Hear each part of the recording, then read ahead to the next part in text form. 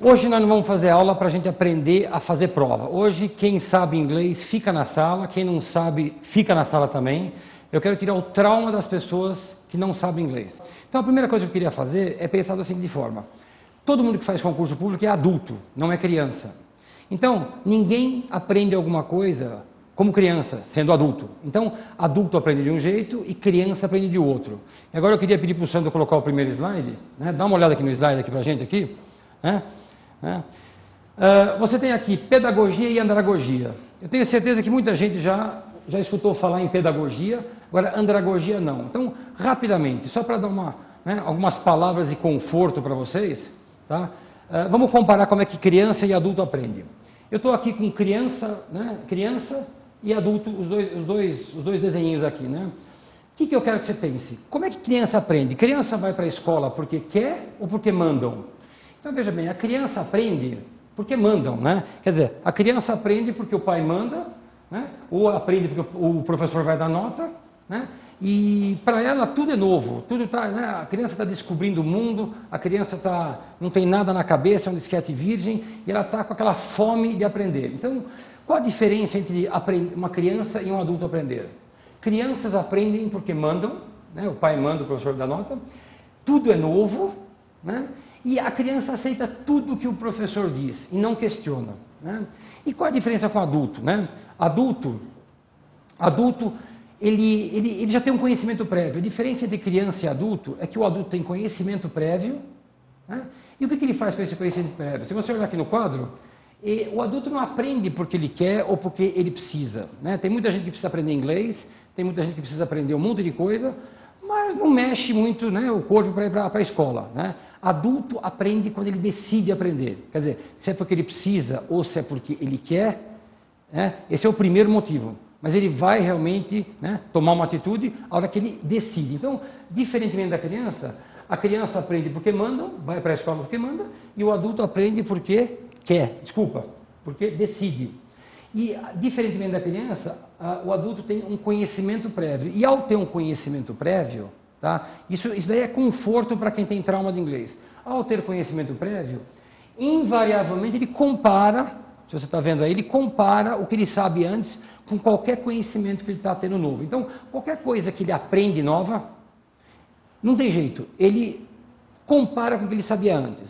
No caso, já que a gente está aprendendo a ler inglês, nós vamos aprender a ler inglês aqui. Na verdade, lembre-se que ler inglês, você não precisa se expor na hora de falar. Ler inglês, você não precisa se mostrar para as pessoas. Então, o que nós vamos fazer? Começa aprendendo inglês, tá? E é sempre palavra técnica, né? Vamos abordar a palavra técnica aqui, vamos ver muita coisa de economia, de finanças, de direito, que é o que cai, né? E todo mundo vai ter contato com isso. Sendo que inglês é o que você está aprendendo, né? Você vai fazer o quê? Você vai comparar com o português. Mas, professor, todas as escolas de inglês, elas falam que não é para comparar com o português. Concordo plenamente. O problema é que eu não estou dizendo que comparar é certo ou comparar é errado. Eu estou dizendo que comparar é natural. Então, enquanto você não pensa em inglês, enquanto você não consegue raciocinar em inglês, porque isso toma tempo, você vai fazer o seguinte, você vai, não se sinta, como é que eu posso dizer? Não se sinta culpado em comparar. Adulto compara, não tem jeito. Tá? Se um alemão for aprender inglês, ele vai comparar o inglês com o alemão. Por quê? Porque ele usa, né, como benchmark. O que é benchmark? Referência. Ele usa o idioma mãe dele como referência. E aí não tem jeito, é uma coisa natural. Né? E eu não quero que você entre nesse conflito de que o professor pediu para você pensar em inglês. Eu também quero que você pense em inglês. Só que isso toma tempo. Então, já que a gente não consegue pensar em inglês por enquanto, vamos fazer aquilo que a gente sabe fazer. Comparar, né, que é natural, e à medida do possível a gente vai fazendo o quê? A gente vai pensando em inglês. E isso aparece naturalmente. Tá? E olhando aqui para o nosso quadro aqui agora, a gente viu a diferença dos dois, né? E temos aqui o que então? Tem muita gente que acha que inglês é tudo ao contrário. Tem muita gente que acha que você tem que ler inglês de trás para frente, né? Isso é um mito. Eu coloquei aqui 4 frases, né, só para a gente testar. São 4 frases que todo mundo que fez alguma coisa de inglês na vida, algum curso de inglês, pode ter sido no ginásio, no colegial, ou pode ter sido numa escola de inglês, essas frases que estão aqui, elas não são frases difíceis, né? Então, se você ler a primeira, todo mundo traduz. Você é brasileiro? Não, eu não sou brasileiro. Eu sou um advogado americano. E lá embaixo, o notebook, né, o notebook do Roberto é obsoleto. Mas repara uma coisa, quando eu falo na primeira, você é brasileiro, repara só, na verdade, olha a inversão de posições que existem entre o verbo e o sujeito. Na verdade, se você ler na sequência, vai estar escrito, é você brasileiro? Então, eu estou te mostrando uma coisa agora. Em inglês se inverte, ali está invertido por quê? Porque se trata de uma pergunta. Né? E quando se faz pergunta em inglês, não todas as vezes, muitas vezes a posição de sujeito com verbo está invertida. Então, isso é uma das regras. Na de baixo, você pode perceber que quando eu falo no, I am not Brazilian, na verdade, se você ler na sequência, vai estar escrito não, eu sou não brasileiro. Mas, na verdade, em português você fala eu não sou. Em inglês está escrito eu sou não. E por que isso acontece?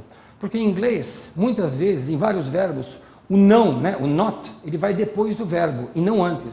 Em português você fala eu não quero, eu não preciso, eu não vou, eu não irei, eu não precisarei. Sempre o não vem antes. Então eu quero que você pense da seguinte forma. Em inglês, às vezes, eles negam com o não na frente e com o não atrás, né? Ou seja, antes do verbo ou depois do verbo. Tá? Só que isso não causa problema para a gente ler uma frase, né? Todo mundo conhece isso. Na frase 3, você percebe que quando eu falo I am an American lawyer, se você traduzir na mesma sequência, vai estar escrito, você vai ler assim, eu sou um americano advogado. E quando eu falo eu sou um americano advogado, eu tô, diferentemente de português, eu estou fazendo o quê? Eu estou colocando o americano antes. A correta tradução seria eu sou um advogado americano. Né? E por que isso acontece? A gente viu que já em pergunta de vez em quando você inverte. Só que isso não causa nenhum transtorno. Em negativas isso também não causa transtorno algum. Né? E agora olhando para o quadro de novo, eu estou te mostrando mais uma terceira regra aqui no quadro de novo, né? Que é o quê? Eu sou um advogado americano e por que está invertido isso? Porque se trata de um adjetivo. Então, de agora em diante, o que vai acontecer? Sempre que tiver um adjetivo grudado num substantivo em português, em inglês, com certeza, ele vai vir antes. Ele vai vir antes, mas isso não vai te causar nenhum problema. Eu sou um americano advogado, na hora que você estiver lendo isso, você inverte, eu sou um advogado americano. E a última que está aqui, na 4, você percebe que tem um negócio aqui, que é esse apóstrofo S, né? Isso não existe em português, isso já existe já em tudo quanto é shopping center, isso existe em tudo quanto é loja, esse apóstrofo S. E quando eu falo o notebook do Roberto é obsoleto, na verdade vai escrito o que lá? Roberto vem primeiro e depois notebook. Mas eu falo primeiro que o notebook do Roberto é obsoleto. Esse apóstrofe S aqui, dá uma olhada aqui, ó. Esse apóstrofe S que está aqui, ele na verdade indica uma posse. Então, quando você vira esse apóstrofe S dentro de uma frase, desse jeito assim, né? Você vai traduzir de trás para frente e vai falar o notebook e o apóstrofe S, você vai traduzir como se fosse do ou da, dependendo de quem é, se é uma mulher ou se é um homem que possui. Então, o notebook do Roberto é obsoleto, esse apóstrofe S não existe em português, né? Já é conhecido da grande massa, mas não existe. Então, eu estou mostrando para vocês aqui, as 4 exceções que existem de inversão em língua inglesa. Tá? Lembra de uma coisa, quando a gente vai aprender a ler inglês, a gente precisa entender o que está escrito no texto. Tem muita gente que fala assim, olha, não lê todas as palavras, tenta só pensar no contexto. Eu acho tremendamente difícil.